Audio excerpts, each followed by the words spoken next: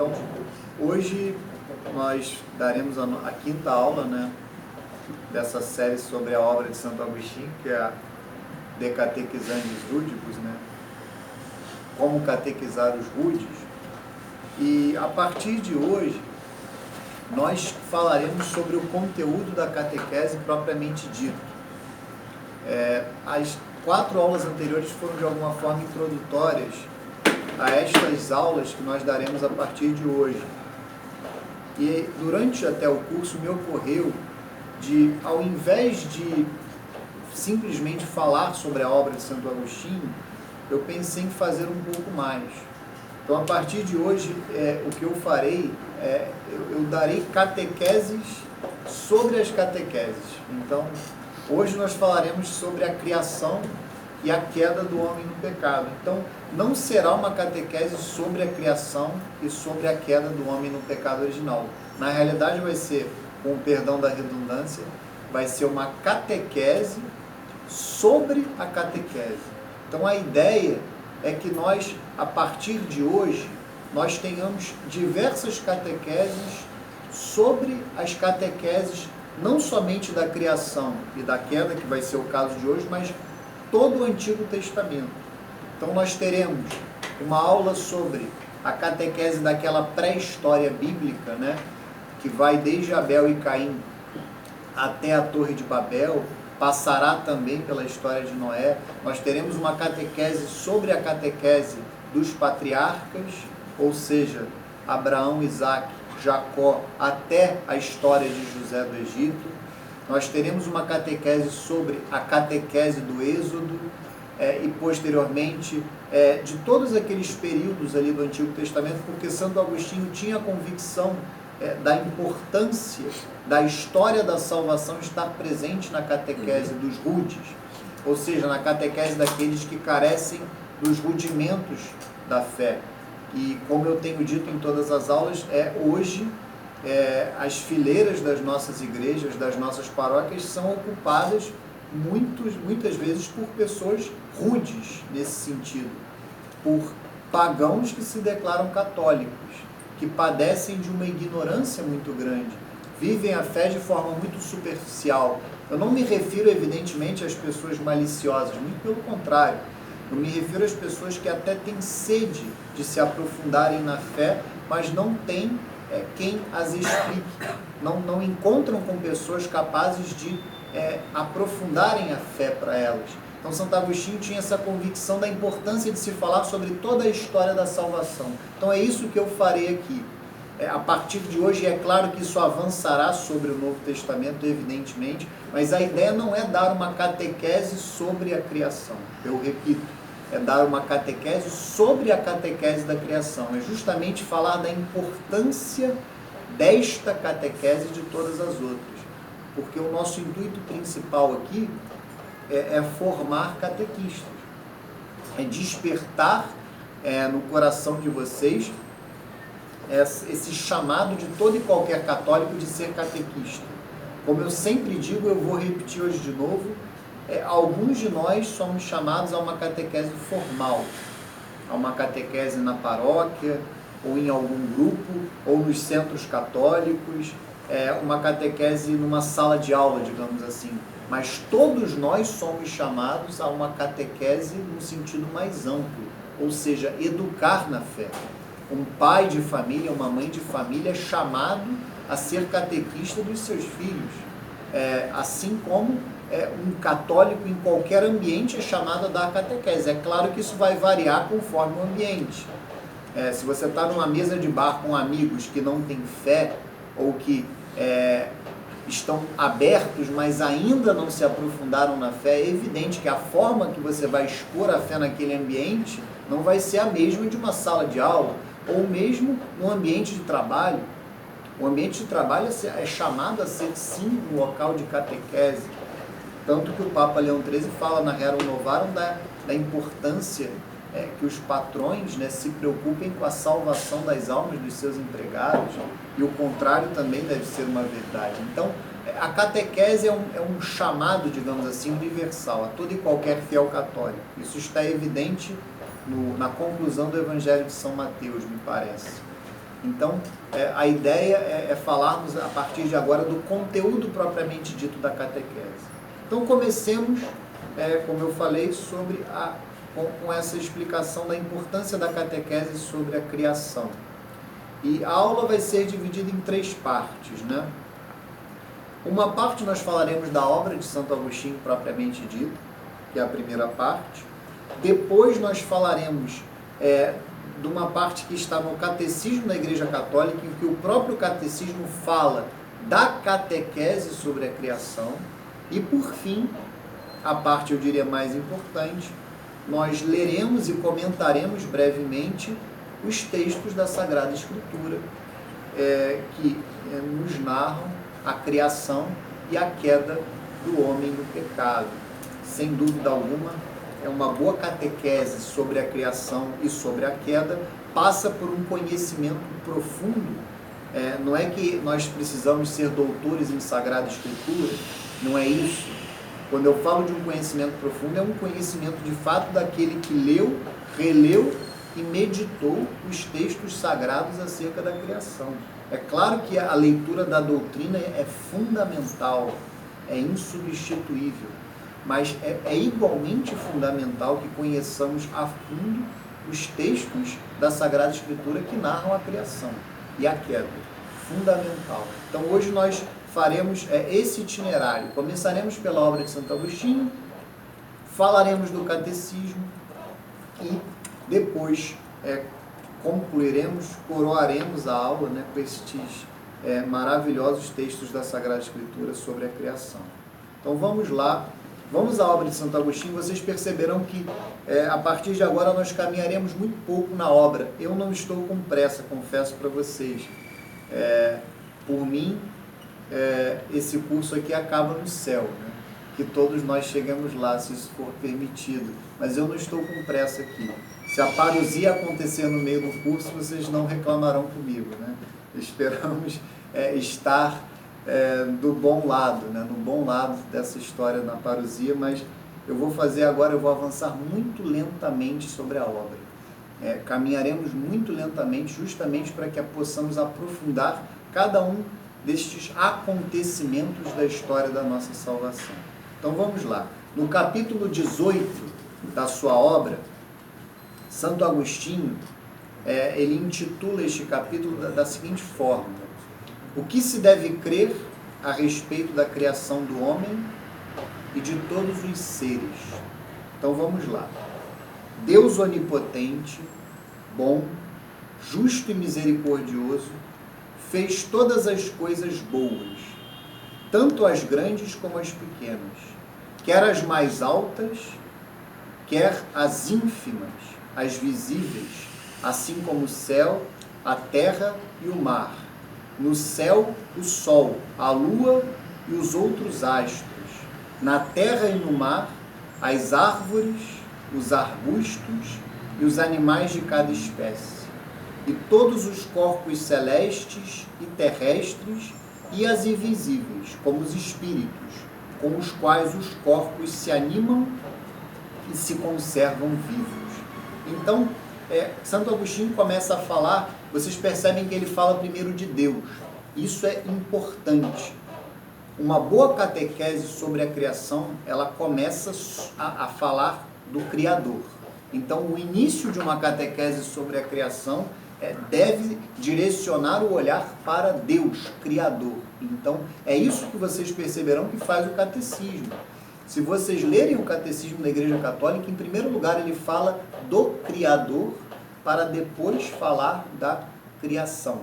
E é importantíssimo, justamente o que Santo Agostinho coloca aqui nesse parágrafo que eu acabei de ler. Vejam que ele fala de Deus. Deus é bom. Poderíamos dizer, Deus é amor. Então é fundamental que isso seja transmitido aos alunos na catequese sobre a criação. A criação é um ato de amor daquele que é o próprio amor, aquele que é amor. Deus é amor. E ele cria por amor. Ou seja, ele cria para manifestar, como diz o próprio catecismo, manifestar e comunicar a sua glória. Ele não necessita da sua criação de maneira alguma. Ele em si mesmo, ele é plenamente bem-aventurado, ele é totalmente feliz e suficiente a si mesmo. Então ele cria por amor. Ele, que é amor, cria por amor. Então vejam que Santo Agostinho, ele começa a falar do Criador, que é bom, e eu poderia dizer que é amor, e depois ele conclui, ele continua a dizer que a criação é boa, ou seja, a criação é boa em si mesmo. Quando nós lemos a Sagrada Escritura, vocês perceberão isso claramente, e Deus viu que era bom, Deus viu que era bom. Então, nesse mesmo parágrafo, Santo Agostinho já fala da criação. Então ele fala de todas as coisas visíveis e invisíveis. Ele começa a enumerar o céu e a terra. Ele começa a falar da terra, depois ele fala do céu, ou seja, fala dos anjos. Então a catequese sobre a criação, ela em primeiro lugar fala do Criador e depois da criação. E ela começa dos seres menos perfeitos, como está justamente na Sagrada Escritura, para os seres mais perfeitos. É evidente que os anjos foram criados antes dos homens. Não é uma ordem cronológica, mas no catecismo é assim. Na Escritura, a criação dos anjos não está narrada, então não poderíamos dizer, ela não está claramente narrada, por mais que ali no livro do Apocalipse se mostre algo, pelo menos da queda dos anjos no pecado, naquela passagem, especialmente em que se fala que o dragão varreu uma terça parte das estrelas do céu. Então ali, de alguma forma, se percebe que um terço dos anjos seguiram Lúcifer, digamos assim, caíram no pecado. Então há algumas partes da Escritura em que se nota a criação dos anjos, mas principalmente a sua queda no pecado. Mas o fato é que a catequese sobre a criação, ela costuma se ordenar desta forma. Ela fala primeiro da criação visível, sem falar do homem, depois ela fala da criação dos anjos, como fez Santo Agostinho aqui, e depois é que falará da criação do homem, a imagem e semelhança de Deus. Então, isso tem que ficar muito claro para vocês. Em primeiro lugar, em primeiro lugar o Criador, depois a criação, justamente daquela forma que está ali na Escritura. Digamos assim, o primeiro dia e depois sucessivamente. O único detalhe é que entre a criação visível e o homem fala-se acerca da criação dos anjos, acerca, digamos, da criação do céu. Porque quando se fala céu e terra, é isso que quer dizer, né? O céu são as coisas invisíveis, a terra são as coisas visíveis. Por isso é que o credo niceno-constantinopolitano, ele diz exatamente isso, mais do que o símbolo dos apóstolos. Ele diz: creio em um só Deus Todo-Poderoso, Criador do céu e da terra, de todas as coisas visíveis e invisíveis. Então, depois desta parte, nós falamos sim da criação do homem. E é isso que Santo Agostinho faz na sua obra. Segundo parágrafo. E fez o homem à sua imagem, para que assim como ele mesmo, por sua onipotência, governa toda a criação, assim o homem, por sua inteligência, pela qual inclusive conhece e honra o seu Criador, governasse todos os animais da terra. Criou também para ele como auxiliar a mulher, não para a concupiscência carnal, visto que não tinham corpos corruptíveis, antes que a condição mortal os invadisse como castigo do pecado. Criou-a para que o homem, orientando-a para Deus e oferecendo-se a ela para ser imitado pela santidade e pela piedade, tivesse na mulher um título de glória, e ele próprio, indo no encalço da sabedoria divina, seria a glória de Deus. Então, vejam que Santo Agostinho, depois de falar do Criador, brevemente do Criador e da sua criação, mostrando justamente a ordem que deve ter a catequese, termina a falar dos anjos e começa depois a falar da criação do ser humano. Vejam que ele diz que Deus criou o ser humano à sua imagem e semelhança, fala da vocação do homem para governar a criação, e é importante aqui também eu diria, nesse momento, fazer uma catequese sobre o trabalho, né? Sobre a vocação do homem para trabalhar. O que significa isso? A vocação do homem para aperfeiçoar a criação. É importantíssimo que o catequista mostre para os alunos, e até o texto de Santo Agostinho pode causar uma dúvida a esse respeito num outro aspecto, é importantíssimo que o catequista mostre que o trabalho não é uma consequência do pecado. O trabalho é uma vocação do homem desde o princípio, né? Para a gente poderia usar esse termo que Nosso Senhor usa no Evangelho quando ele fala do divórcio, não era assim, no início não era assim, no princípio não era assim. O trabalho é uma vocação do homem desde o princípio. O homem é chamado a governar a criação e a aperfeiçoar a criação através do trabalho. Santificar a criação, poderíamos dizer, e se santificar através do trabalho. Então, o trabalho é algo próprio da natureza do homem, é algo ao qual o homem é chamado desde o início, desde o princípio.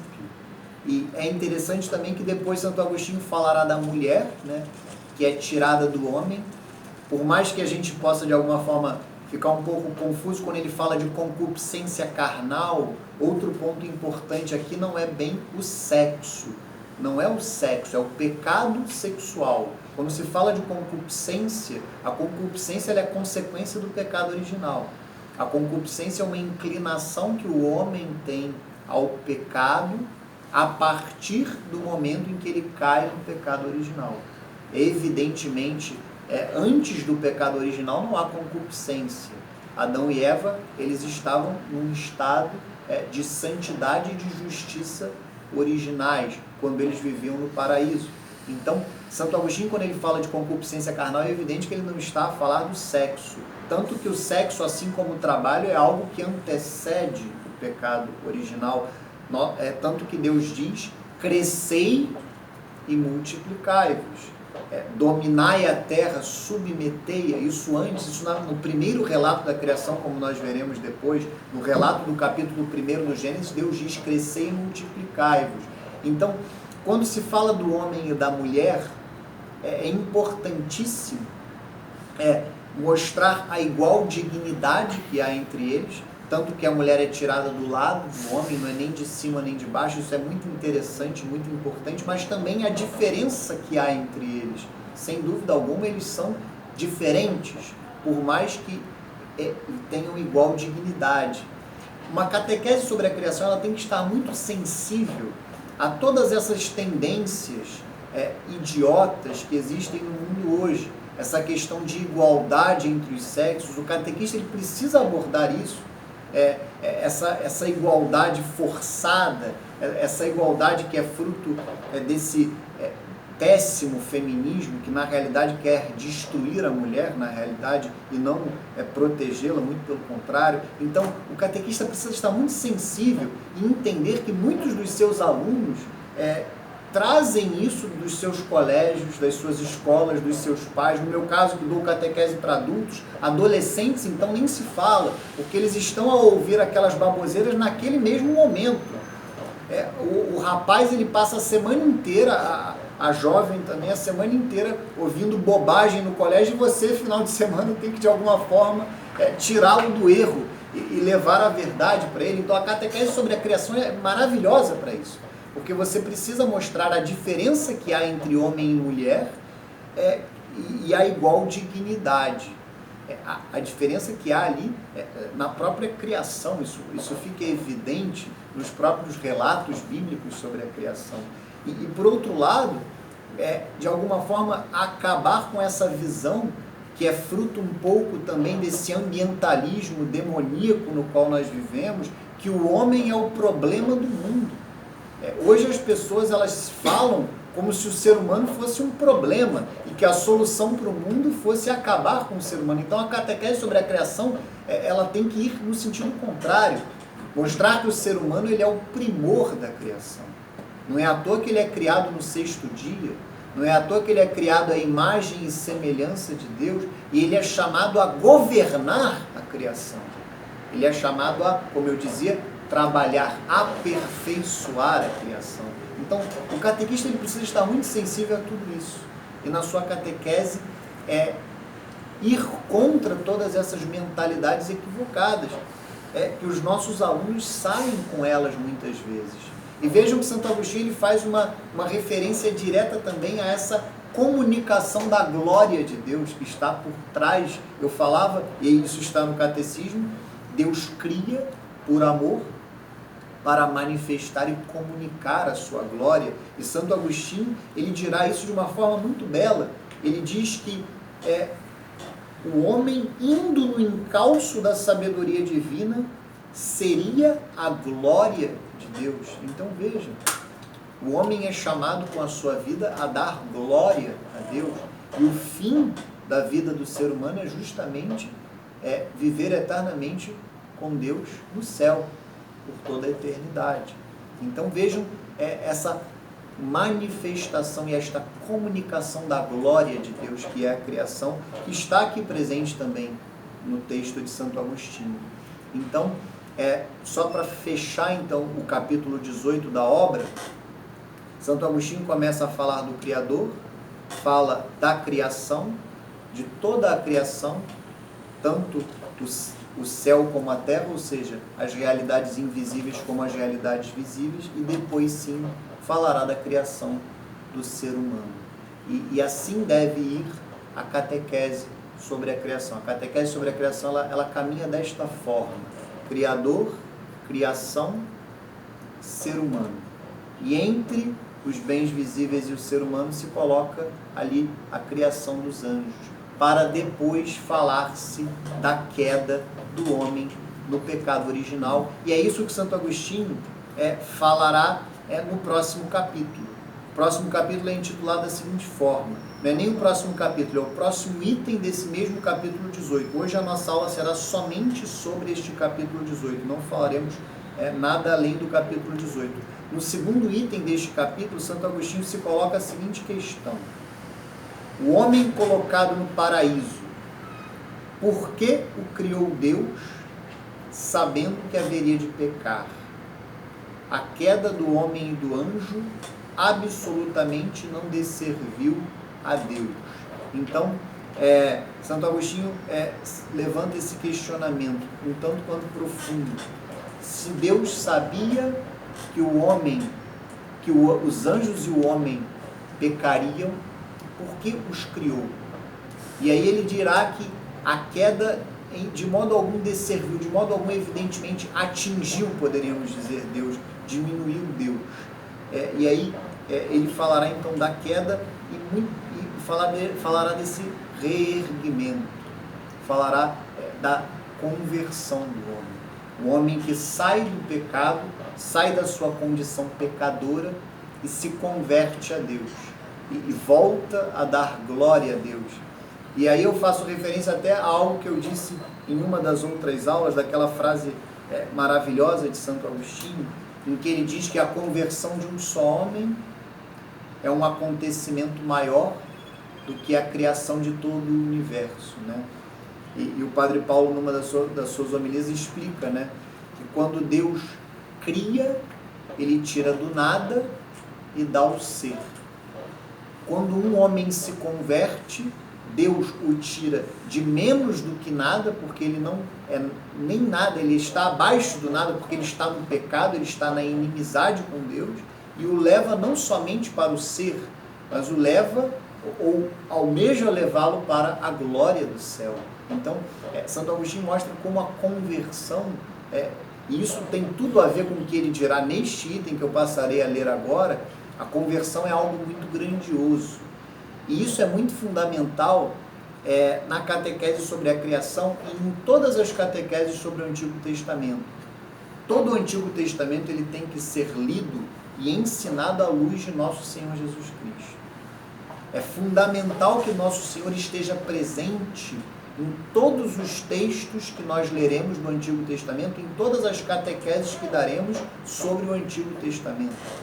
Tanto que uma chave de leitura fundamental para a catequese sobre a criação e a queda está no capítulo 3º do livro do Gênesis, é justamente aquele proto-evangelho, Quando Deus, no momento em que ele descobre, entre aspas, que o homem e a mulher pecaram, ele imediatamente já diz, já promete que um descendente da mulher, que nós sabemos que não é somente um descendente de Eva, mas Nossa Senhora é a mulher ali, que ali é dita, né? Um descendente dela, que no caso é Nosso Senhor Jesus Cristo, pisará na cabeça da serpente. Então vejam que ali, aquela parte do capítulo 3º do livro do Gênesis é chamado de proto-evangelho, ou seja, é um primeiro evangelho, é um primeiro anúncio da Boa Nova. Nosso Senhor Jesus Cristo já está ali presente, mesmo que prefigurado, mesmo que escondido. Ele está presente naquele capítulo 3º. Então, toda a catequese sobre a criação deve ser lida e ensinada, aprendida à luz de Nosso Senhor Jesus Cristo. E isto se aplica a toda e qualquer leitura que façamos ou estudo, catequese que façamos sobre o Antigo Testamento, sobre toda a história da salvação. Toda ela está centrada e aponta para Nosso Senhor Jesus Cristo. Então vamos ao texto de Santo Agostinho, que ele fala mais propriamente da queda do homem no pecado original, que é justamente a catequese que conclui as catequeses sobre a criação. As catequeses sobre a criação, elas, digamos, se encerram nesta catequese sobre a queda, sobre o pecado original. Estabeleceu-os Deus em um lugar de perpétua beatitude, que a Escritura chama de paraíso. Deu-lhes um mandamento: se o não transgredissem, permaneceriam para sempre naquela imortalidade feliz. Se ao contrário transgredissem, pagariam as penas da mortalidade. Então Santo Agostinho fala do paraíso, fala deste estado que eu dizia de santidade e justiça originais, no qual Adão e Eva foram criados. Fala também desta graça, né, deste dom que é préternatural, né, a imortalidade, ou seja, está expresso na Escritura que eles não morreriam, não que isso fosse algo próprio da natureza humana, isso é importante. Não é à toa que se fala que é algo acima da natureza, não é algo próprio, era uma graça, um dom que eles tinham. Só que o pecado, a maior consequência do pecado é a morte. Mas é importante que na catequese sobre a criação, em algum momento o catequista ele diferencie o paraíso terrestre do céu.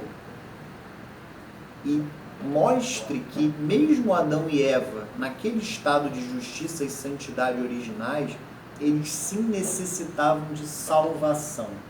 Não salvação no sentido de remissão dos pecados, porque nós, de alguma forma, reduzimos de maneira equivocada o que é a salvação, a remissão dos pecados, porque salvação não é, aspas, apenas isso. A remissão dos pecados, a palavra apenas não se aplica a ela, porque é algo enorme, grandioso, mas a salvação não é somente remissão dos pecados. Salvação é Deus também nos fazer participantes da sua bem-aventurança eterna, no céu.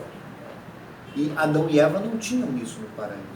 Eles viviam sim num paraíso terrestre, mas não participavam da vida divina no céu. Ou seja, eles necessitariam também de salvação. Eles necessitariam ser salvos, porque Deus nos cria para nos fazer participantes da sua vida bem-aventurada. Para compreender bem isso, basta pensar no mistério pascal. Mistério pascal, paixão, morte e ressurreição, e eu diria ascensão de Nosso Senhor Jesus Cristo aos céus, porque no mistério pascal nós percebemos esta dinâmica. Nosso Senhor sofre, Nosso Senhor dá a sua vida por nós para remir os nossos pecados, mas Ele ressuscita ao terceiro dia e sobe aos céus para abrir as portas do céu para nós, para nos levar para o céu com Ele. Ele que se fez homem, Ele que se fez homem, é um homem que é Deus, 100% homem, 100% Deus, que está sentado à direita de Deus Pai Todo-Poderoso. Então vejam, isto é salvação. Então Adão e Eva sim necessitavam de salvação. Não é à toa que eles, no paraíso, Deus os visitava. Isso é muito belo, porque está lá no livro do Gênesis, no próprio capítulo 3, depois que Adão e Eva pecaram, Deus procurou, ele foi atrás de Adão na brisa da tarde, e aquele texto mostra que aquilo era um hábito, ou seja, Deus, ele caminhava com o homem, ele se relacionava com o homem. Então, de alguma forma, mesmo que não tivessem caído no pecado, Adão e Eva necessitariam de salvação, ou seja, eles precisariam ser levados para o céu, participarem da vida divina no céu. Isso é muito belo. Então, vejam que a catequese sobre a criação, ela dá margem a que diversos assuntos, diversas verdades, diversas questões sejam abordadas na sala de aula. Então, continuemos aqui. Deus, no entanto, sabia de antemão que haveriam de transgredi-lo, ou seja, o mandamento que ele havia dado, que era, na simbologia da Escritura, não comer daquele fruto da árvore do bem e do mal. Sendo, porém, Criador e Autor de todo o bem, criou-os ao criar também os animais, para encher a terra de bens terrenos. Sem dúvida, o homem mesmo pecador, diz Santo Agostinho, é melhor do que o animal. Isso é óbvio, mas é um óbvio muito necessário no mundo de hoje, né? Porque hoje o homem virtuoso é considerado pior que o animal. O pecador, então, nem se fala. O mandamento que não haviam de cumprir, deu-o Deus para que fossem indesculpáveis quando começasse a puni-los. Faça o homem o que fizer, encontrará Deus digno de louvor pelos seus atos. Procedendo corretamente, encontra o digno de louvor pela justiça dos prêmios. Pecando, encontra o digno de louvor pela justiça dos castigos. Ao confessar os seus pecados e voltar a viver corretamente, encontra o digno de louvor pela misericórdia das indulgências. Então, Santo Agostinho aqui faz um jogo de palavras, como ele gosta de fazer. É claro que em latim ficará muito mais belo e fará muito mais sentido, digamos, a poesia de Santo Agostinho, mas mesmo em português, percebam que ele diz 3 vezes que Deus deve ser louvado. Deus deve ser louvado, independentemente de como age o homem, independentemente de como age aquele que é fruto da sua criação. Se o homem age corretamente, Deus é digno de louvor pela justiça. Se o homem peca, Deus é digno de louvor pela justiça dos castigos que impõe ao homem. E se o homem se converte, Deus é digno de louvor pela misericórdia das indulgências. Então, de alguma forma, aqui Santo Agostinho mostra esse caminho que de nenhuma forma Deus é diminuído pelo pecado do homem. De nenhuma forma Deus é atingido, mesmo porque Deus permite o mal, permite o pecado do homem, mas aponta para ele um caminho de salvação. A catequese sobre a criação, isso não está tão claro aqui nestas breves palavras de Santo Agostinho, mas um dos pontos mais importantes da catequese sobre a criação é falar sobre o mistério do mal, o chamado mistério da iniquidade. Por que o mal existe? É fundamental que o catequista aborde isso quando ele falar da criação, porque essa é uma das maiores indagações dos homens, e sem dúvida nenhuma, o próprio catecismo diz isso nas suas páginas introdutórias. Boa parte dos homens, de alguma forma, ou perde a fé, ou se vale disso como uma desculpa para não ter fé, quando se depara com a maldade que há no mundo. Então é fundamental que o catequista aborde essa questão. Por que o mal existe? E quem soluciona esse mistério é o próprio Santo Agostinho, que dirá aquela sentença que deve ser proclamada pelo catequista na catequese sobre a criação. Entendam, a catequese sobre a criação, só para falar de algo prático, a meu ver, não deve ser dada em uma aula apenas. Eu diria 4 aulas, para que ela seja bem dada. 4 aulas de 2 horas. Porque aí sim ele poderá falar em 3 aulas sobre a criação e pelo menos em uma aula sobre a queda. Mas isso foi só um parênteses. Mas Santo Agostinho dirá o seguinte: Deus não permitiria o mal se desse mal ele não fosse capaz de tirar um bem muito maior. Essa é uma sentença de Santo Agostinho, uma verdade que soluciona esta questão da existência do mal. O catecismo dirá que a existência do mal, este mistério da iniquidade que tanto nos assola, tanto nos ofende, tanto nos inquieta, só é solucionado à luz de nosso Senhor Jesus Cristo. E o próprio catecismo dirá de maneira brilhante, do maior mal moral da história, que é o assassinato de Deus, o assassinato de nosso Senhor Jesus Cristo pelos homens, Deus tirou o maior bem, a nossa salvação. Então, a partir do mistério pascal, nós percebemos que Deus não permitiria o mal se deste mal não pudesse tirar um bem muito maior. E só Deus é capaz disso. Só Deus é capaz do mal tirar um bem maior. Isso é notório nas nossas vidas. Nesse momento, o catequista precisa mostrar para o aluno como Deus muitas vezes, por exemplo, de uma doença, de uma tragédia na vida de alguém, aquela pessoa consegue se converter naquele momento. Quando ela se percebe sem nada, ela não tem onde se apoiar e ela se converte. Então isso é muito claro nas nossas próprias vidas, muitas vezes. Quando eu penso na minha própria conversão, eu vejo que o momento em que eu me converti foi um momento de profunda dor para mim. Não era nada demais, mas para quem eu era aos 22 anos, aquele foi um momento de profunda dor. Então esse é o momento do catequista mostrar que o próprio momento em que Deus entra na história de cada um dos seus alunos é um momento em que, de alguma forma, o mal fala mais alto. É um momento de dor, é um momento de dificuldade. Isso não é uma regra para todos, mas é uma regra para muitos.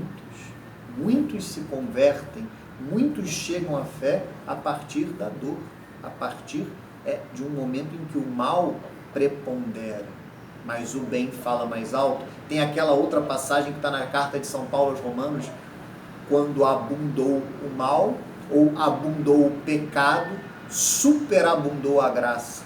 Capítulo 5, se eu não me engano, versículo 20 da carta de São Paulo aos Romanos. Onde abundou o pecado, superabundou a graça. Então, é importantíssimo que o catequista reserve um momento para falar do mistério do mal, do mistério da iniquidade. Continuemos aqui. Por que não criaria Deus o homem, ainda sabendo de antemão que haveria de pecar? Por que, se ele coroaria o que permanecesse firme, reergueria o que caísse e ampararia o que se levantasse? Ele mesmo, sempre em toda parte, glorioso por sua bondade, justiça, clemência, por que, se também e principalmente sabia de antemão que de sua raça mortal nasceriam santos, e que esses santos não procurariam a glória para si mesmos, mas para dá-la ao seu Criador, e venerando-o, livres de toda corrupção, mereceriam viver para sempre e viver felizes com os santos anjos. Deus, que deu aos homens o livre-arbítrio para que o adorassem, não por servil necessidade, mas na condição de homens livres, deu-o também aos anjos. Por isso, o anjo, que com os outros espíritos seus satélites faltou por orgulho à obediência a Deus e se tornou diabo, não prejudicou a Deus, mas a si mesmo, pois Deus sabe reconduzir a ordem às almas que o abandonam e sabe prover as partes inferiores de sua criação por causa de sua miséria, que é justa, com as leis convenientes e apropriadas de sua administração admirável. Assim, nem o diabo desserviu de qualquer forma a Deus, quer por ter caído, quer por ter levado o homem à morte. Nem o homem diminuiu em algo a verdade, o poder ou a felicidade de seu Criador, por ter, por sua própria vontade, cedido à mulher guiada pelo diabo, no que Deus havia prometido. No que Deus havia proibido.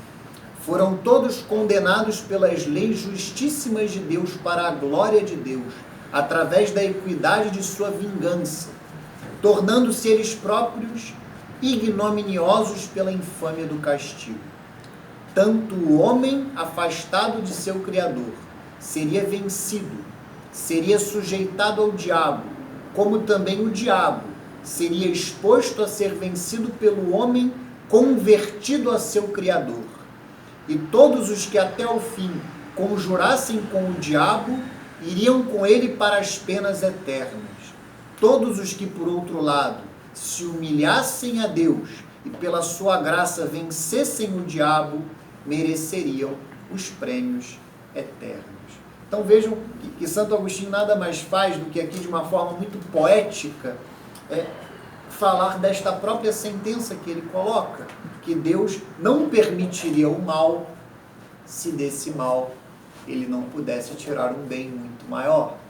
Vejam que Santo Agostinho reconhece, de fato, quando Deus cria o homem, ele sabia que o homem pecaria, ele sabia que o homem e a mulher o desobedeceriam, mas a gente não pode parar por aí. Deus, quando cria o homem, só para dar um exemplo, talvez o mais luminoso de todos, ele sabia que uma mulher seria Nossa Senhora, a Virgem Santíssima, acima de todos os anjos e todos os homens somados, com uma santidade superior à de todos os anjos e de todos os homens somados. Inclusive, Nossa Senhora é uma das razões da revolta de Lúcifer, não é a única, é evidente, mas uma das razões da revolta de Lúcifer é justamente quando Deus permitiu que ele contemplasse Nossa Senhora, ou quem viria a ser Nossa Senhora, e ele não aceitou de maneira alguma que uma mulher tivesse tamanha glória. Então vejam, nós não podemos nos reduzir a nossa visão ao mal. Ah, não, por que Deus criou o homem se ele sabia que o homem ia pecar? Não, o que Santo Agostinho faz é mostrar que deste mal Deus tirou um bem muito maior. Quantos santos, quantos anjos se mantiveram fiéis a Deus e estão agora na visão beatífica? Quantos santos, quantos homens e mulheres estão neste momento diante de Deus e com Ele estarão por toda a eternidade? Naquele canto, da vigília pascal, fala-se, ó feliz culpa, que mereceu um tão grande Redentor. Ó feliz culpa.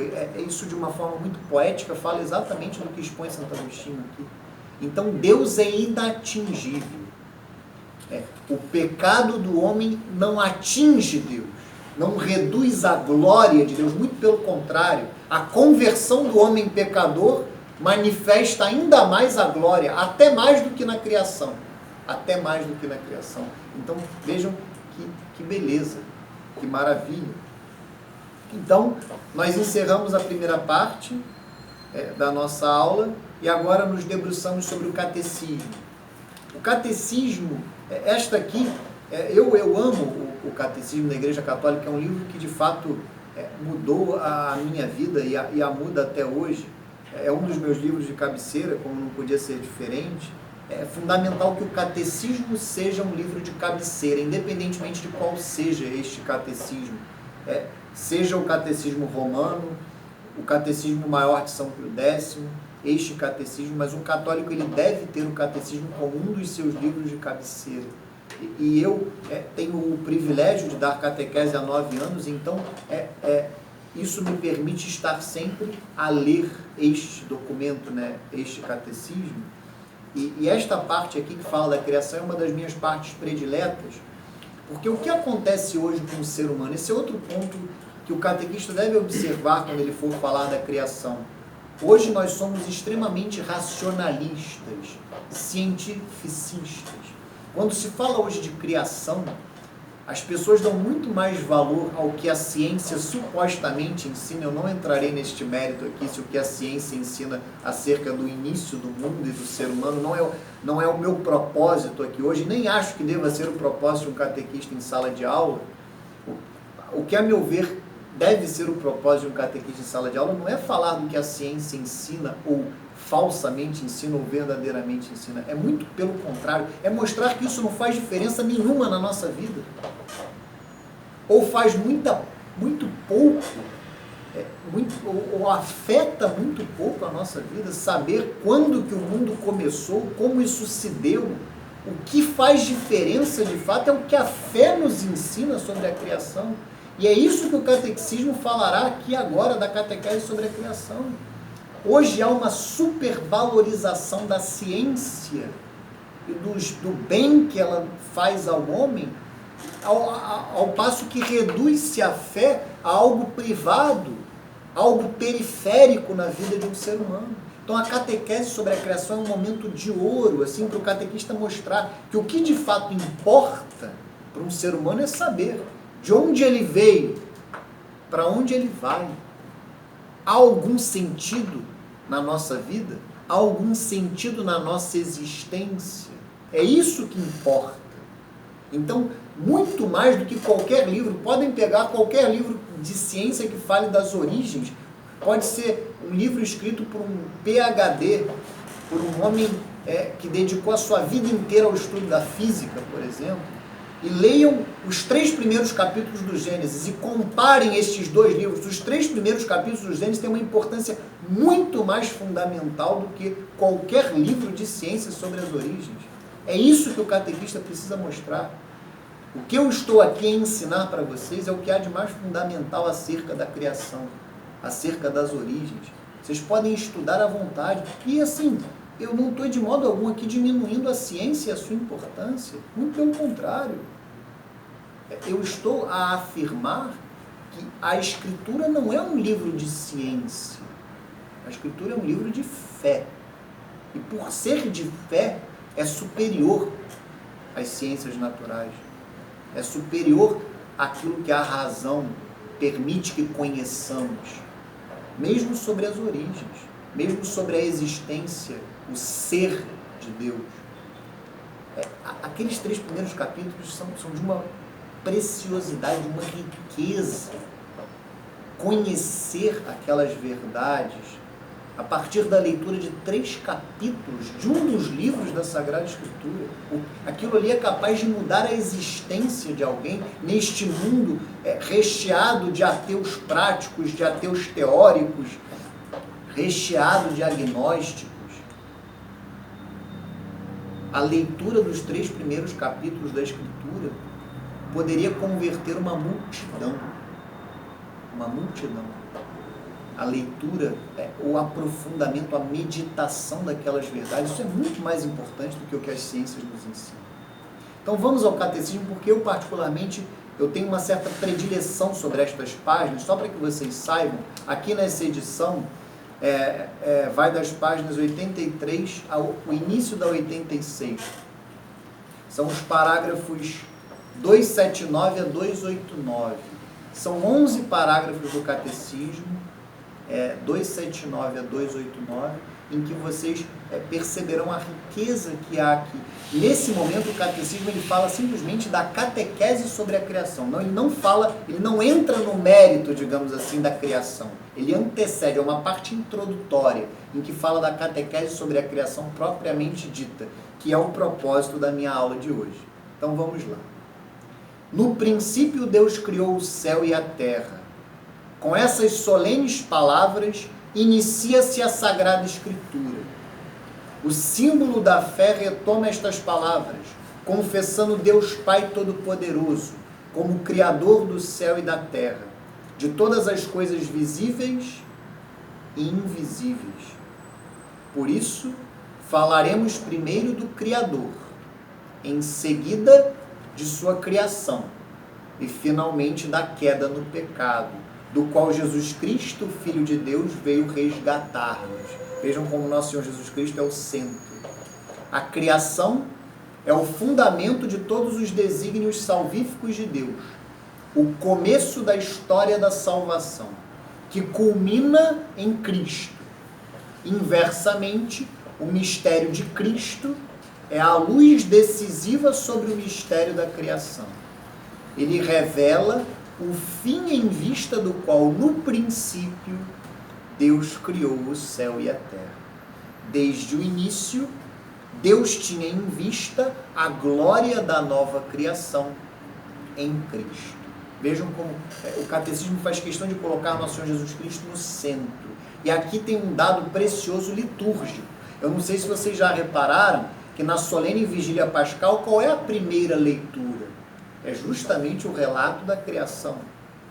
Ou seja, mesmo na liturgia, naquela solene missa, a missa das missas, digamos assim, a missa mais importante em que nós celebramos a ressurreição de nosso Senhor Jesus Cristo no Sábado Santo, nós perpassamos toda a história da salvação à luz de Cristo.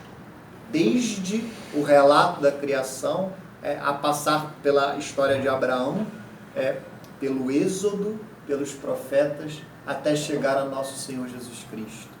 Então, é isso que o Catecismo diz aqui nesse parágrafo 281 nas letras pequenas. É por isso que as leituras da Vigília Pascal, celebração da criação nova em Cristo, começam pelo relato da criação.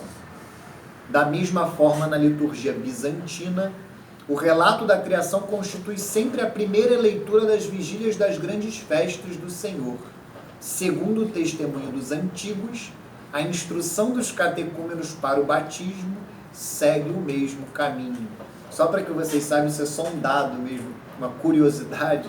Aqui há uma citação do De Catequizandis Ludicus. Se vocês olharem o rodapé desta página 83 do Catecismo, vocês verão, quando se fala dos antigos aqui, faz-se referência a Santo Agostinho no De Catequizandis Ludicus, porque ele fala, como eu dizia, da importância da catequese sobre a história da salvação, da importância desta catequese em particular sobre a criação, na formação daqueles que se preparam para o batismo. Quando Santo Agostinho fala dos rudes, ele se refere em especial àqueles que se preparavam para o batismo, os chamados catecúmenos.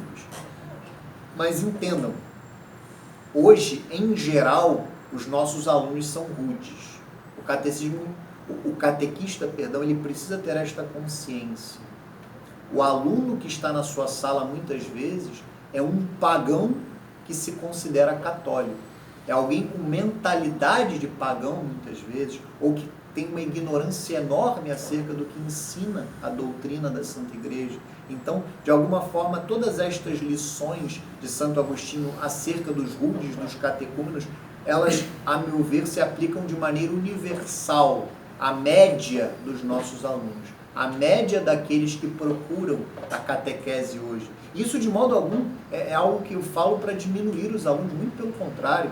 Eu diria até que é muito meritório, no estado atual das coisas, que pessoas que padecem de tal ignorância, muitas vezes, procurem a instrução catequética, procurem. É claro que muitas vezes isso é motivado por um utilitarismo prático, um utilitarismo sacramental, se é que eu posso usar essa palavra. A pessoa quer receber determinado sacramento, então ela procura a catequese, mas de modo algum isso desmerece, porque já há um mérito ali, já há uma graça que move o coração daquela pessoa para procurar a catequese. Mas se o catequista não parte desse pressuposto, ele muitas vezes falha. E eu, particularmente, entendo que o catequista ele tem que nivelar por baixo a sua aula. Ele não tem que pressupor, aquele ali tem cara de doutor da igreja. Então, na realidade, eu estou aqui para aprender com ele, não para ensiná-lo, não. A maioria é ignorante, sem dúvida nenhuma. Então, ele tem que dar uma catequese que toque todos os pontos, que se aprofunde. Nivelar por baixo nesse sentido. Não é que ele não vai se aprofundar. Ele vai se aprofundar, mas ele vai partir da base. Ele vai ensinar o básico e se aprofundar para que todos aproveitem, tanto aqueles menos letrados como os mais letrados, como o próprio Santo Agostinho fala no De Catequizandis Últimos. Então vamos lá. Agora é que o catecismo vai falar especialmente da catequese sobre a criação. Vejam como estas palavras aqui me parecem escolhidas a dedo e como o raciocínio é muito bem desenvolvido para mostrar a importância fundamental dessa catequese. Eu diria que ela é uma das prediletas dos alunos. Os alunos se motivam muito a terem esta catequese, porque é algo que realmente parte das maiores inquietações que eles têm nos seus corações. Vamos lá. A catequese sobre a criação se reveste de uma importância capital. Ela diz respeito aos próprios fundamentos da vida humana e cristã, pois explicita a resposta da fé cristã à pergunta elementar feita pelos homens de todas as épocas: de onde viemos? Para onde vamos? Qual é a nossa origem? Qual é o nosso fim? De onde vem e para onde vai tudo o que existe? As duas questões, a da origem e a do fim, são inseparáveis, são decisivas para o sentido e a orientação de nossa vida e de nosso agir. E aqui que me parece, o catecismo age muito bem, que ele começa a expor um método, diria, semelhante ao de Santo Tomás de Aquino, quando a gente fala daquela a disputatio, né? Primeiro ele fala dos argumentos contrários, então o catecismo faz de alguma forma o mesmo, que ele começa a elencar visões diferentes da visão católica, ou melhor, visões errôneas, os erros comuns acerca da questão das origens, e depois é que ele começa a expor a verdade acerca da criação. Então, esta parte aqui é preciosa, e é precioso também como o catecismo faz assume este esforço que eu falava há pouco, de reduzir a importância do que a ciência ensina. Ele até adota uma conduta, até eu diria, diplomática com os cientistas, e louva a Deus pela sabedoria dos cientistas, faz até uma referência ao livro da sabedoria, a uma frase, né, um versículo, uma palavra de Salomão no livro da sabedoria, e compara e louva a Deus pela sabedoria que ele deu aos bons cientistas. É evidente, aqui há uma referência aos bons cientistas, mas por outro lado dá um tapa com luva de pelica na importância da ciência acerca destas questões. E é muito bonita a forma que esta explicação se estrutura. É uma das minhas partes, assim, não diria a minha parte predileta do catecismo, mas é uma parte que me agrada muito, que o catequista tem que saber usar isso aqui em sala de aula. Ele tem que saber que isso aqui foi feito para o homem moderno. No Concílio de Trento, no Catecismo do Concílio de Trento, não haveria necessidade. Por isso é que eu tenho um pouco de dificuldade. Eu respeito muito pessoas que, de alguma forma, criticam este catecismo. Eu respeito, mas eu não consigo concordar, porque, a meu ver, há partes deste catecismo aqui que são um golpe no homem moderno. E os catecismos anteriores, por mais preciosos que sejam, não são suficientes para as questões que nós vivemos hoje. Eles não são suficientes para uma mentalidade que há hoje. É fundamental, a meu ver, foi fundamental que fosse feito um catecismo no século XX. Ele poderia ser melhor? Sem dúvida nenhuma poderia ser melhor.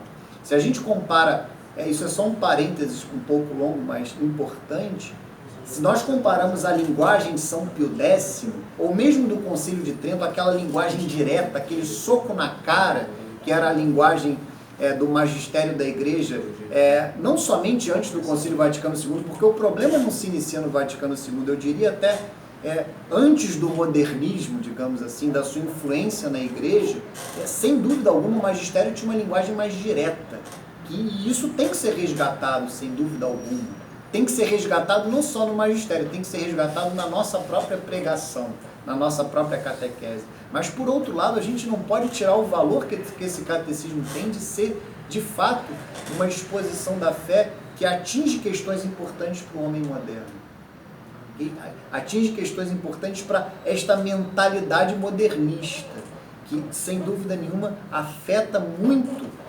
afetou e afeta muito o ser humano do século XX e, consequentemente, do século XXI. Então vejam esta parte e tirem as suas próprias conclusões. Eu particularmente gosto muito, está até em letra menor, ou seja, é uma parte que mais é explicativa, né? Não é propriamente a doutrina, mas vamos lá. A questão das origens do mundo e do homem é objeto de numerosas pesquisas científicas, que enriqueceram magnificamente nossos conhecimentos sobre a idade e as dimensões do cosmos, o devir das formas vivas, o aparecimento do homem. Estas descobertas nos convidam a admirar tanto mais a grandeza do Criador, a render-lhe graças por todas as suas obras, pela inteligência e pela sabedoria que dá aos estudiosos e aos pesquisadores.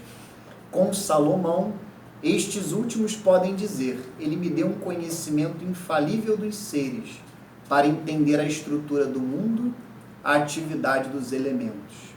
Pois a sabedoria, com S maiúsculo, artífice do mundo, mo ensinou.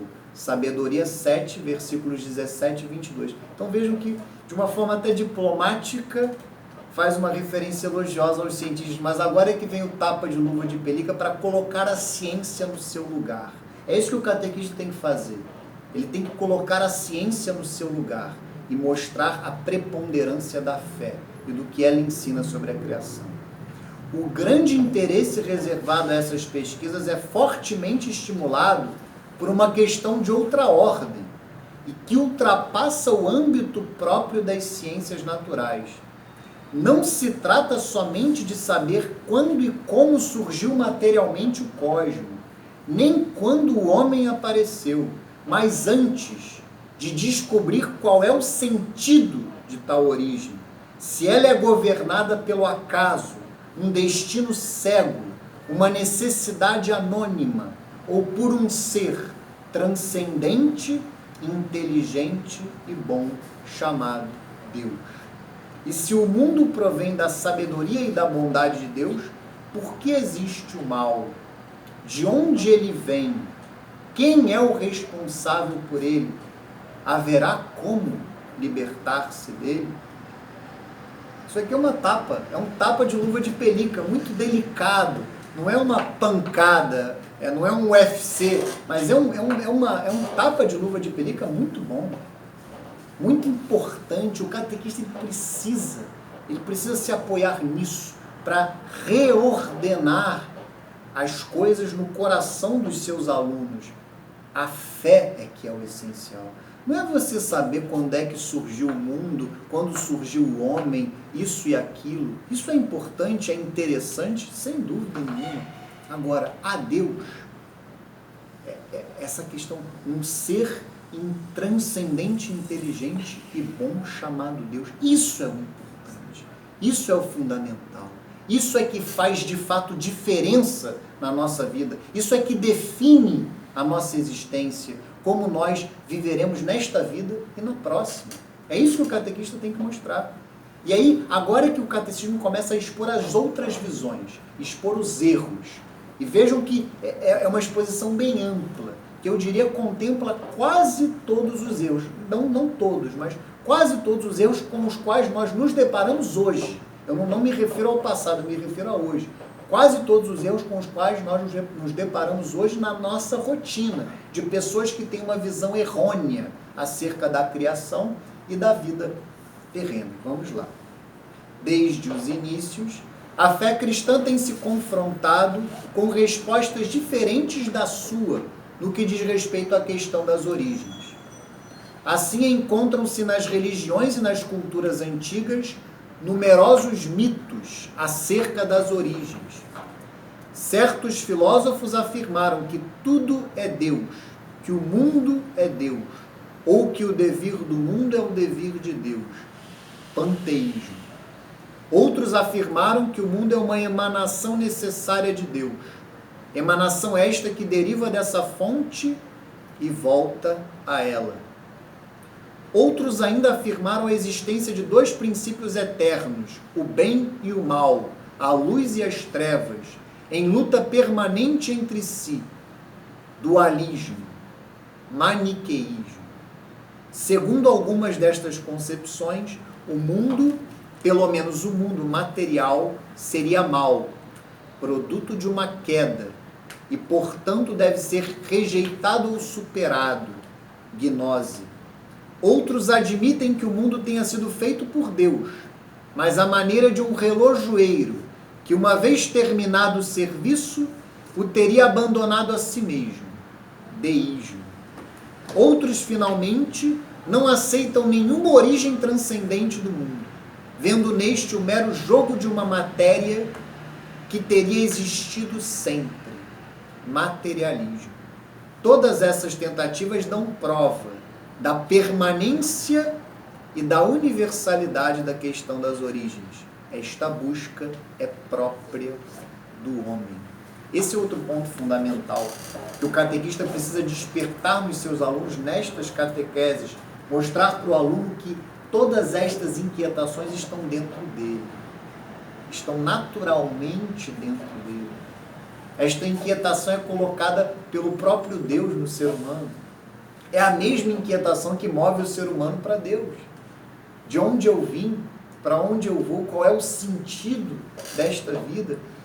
Hoje, o que se fala que me irrita demais essa expressão do espírito crítico, né? Hoje, ao invés do aluno ser ensinado a buscar a verdade, buscar conhecer a verdade, ele é chamado a criticar a realidade, né? Realmente é um absurdo. Então, o que se fala hoje deste espírito crítico, dessa idiotice, que os jovens são ensinados a ter, a criticar tudo que eles encontram pela frente, não procurar a verdade, na realidade, o que há de crítico, o que há, este espírito crítico, ele acaba sendo uma distorção de algo que é bom. É uma distorção de algo que é esta inquietação que o próprio Deus coloca no coração do ser humano.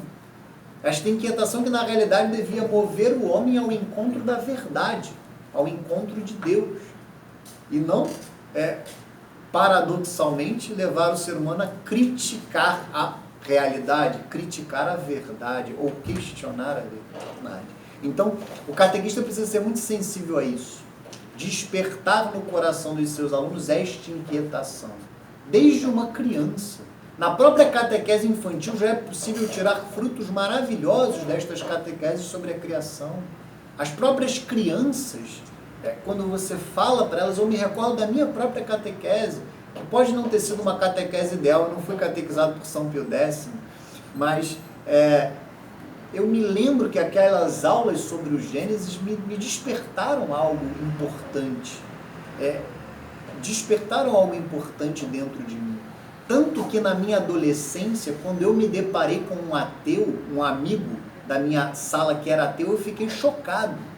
Porque na minha realidade, no meu universo de relacionamentos, um ateu era quase que eu encontrar um elfo, um duende, de tamanha estranheza que me causou alguém dizer que não acreditava em Deus. Então vejam a importância, que até para as crianças, a importância destas catequeses. Então, o catequista, seja ele de crianças, de adolescentes ou de adultos, ele precisa despertar isto nos seus alunos, nestas catequeses. Despertar esta sede que já está lá. A sede de conhecer a sua origem e o seu fim.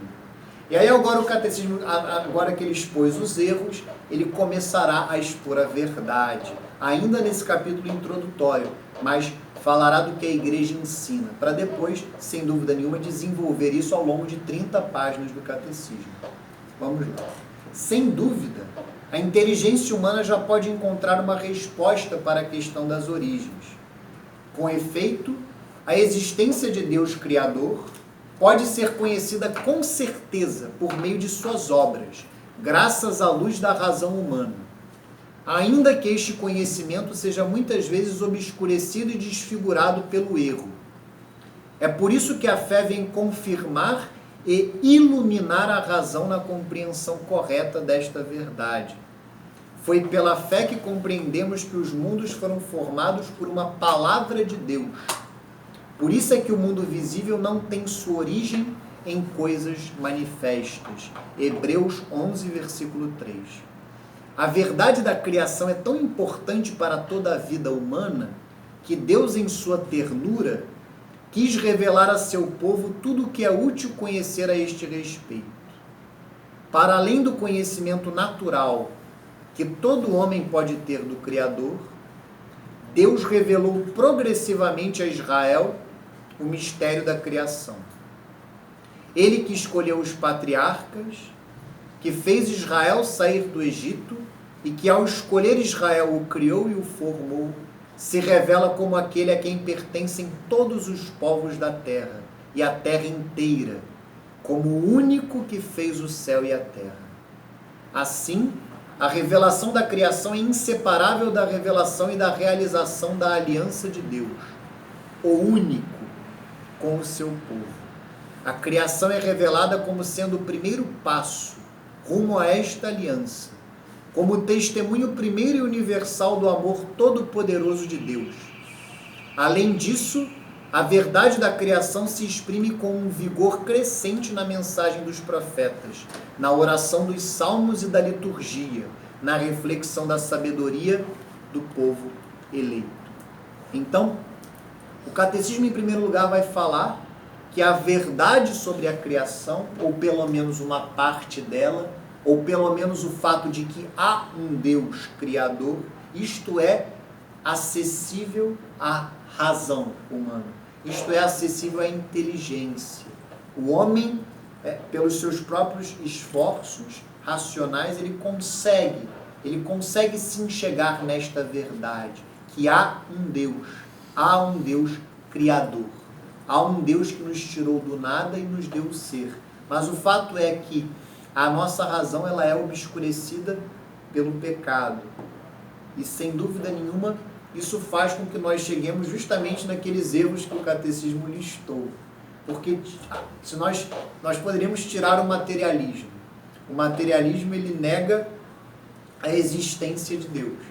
Ele nega o ser de Deus. Mas todas as outras concepções admitem ou acreditam na existência de Deus, mas não deixam de ser errôneas por conta disso. Então, com aquelas visões errôneas, nós vemos claramente.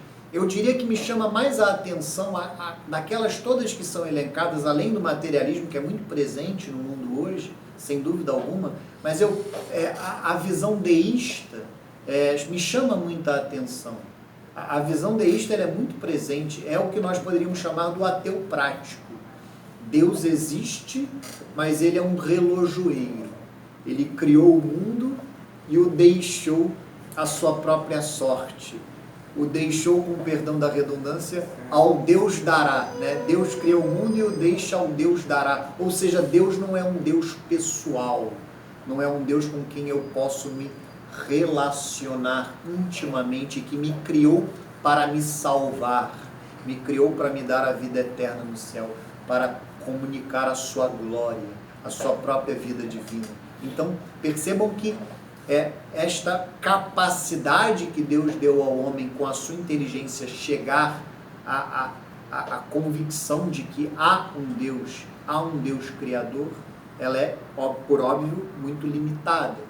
Então é fundamental o que? A fé, a revelação divina.